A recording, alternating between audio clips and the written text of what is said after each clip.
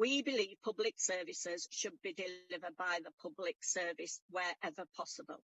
And we have a presumption to insource our services as soon as it is practically possible, unless it proves difficult to do so, because it's either financially difficult to do so, or it's virtually impossible to do so because of legal constraints.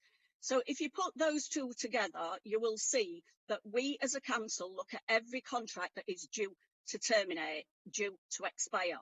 This contract, and rightly so, it's coming up to 18 years of a contract, and we decided we wanted to look at that contract. I wrote down a couple of the comments that have been made in the explanation. Councillor Dawes said, and correct me if I'm wrong, that public services ought to be delivered by the public sector, and contracts will be insourced when they come to an end, unless there's a legal or technical obstacle to keeping them outsourced.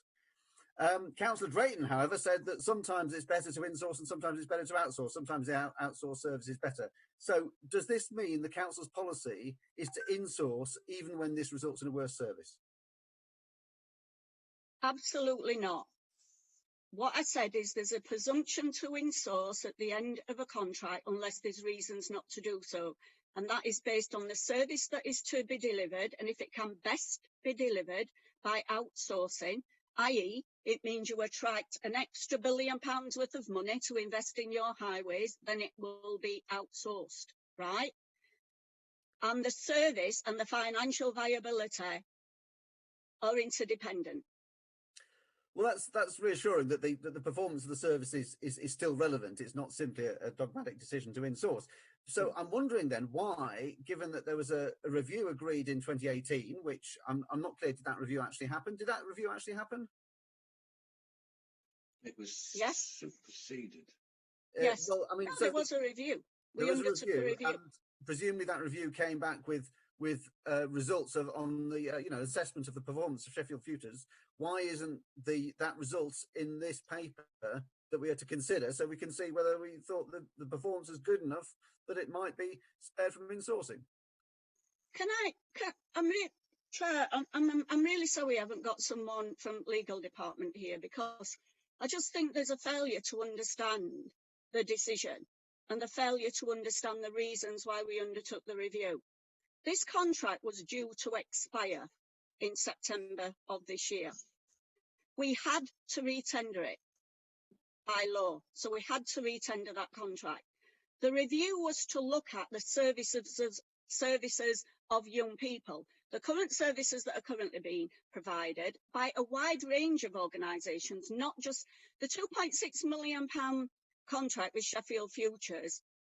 Is actually relatively a small amount against the full amount that we invest in young people in our city.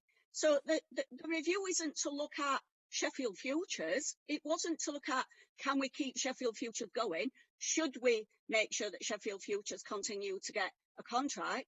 That wasn't the review. The review was to look at services to young people because of all the reasons that I tried to explain, which you don't like to hear, about the impact of austerity on young people and how they are really suffering right now because of that. And especially now coming out of a recession, school leavers, as we know, will suffer more. So the review is to look at the services of young people. It wasn't to look at the viability of an organisation, because if that's what we did as a council, we'd have them queuing down the M1, as I say.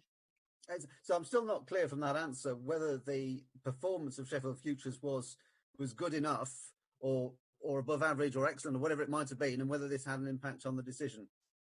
It's irrelevant, because the contract was expiring and we had to retender it.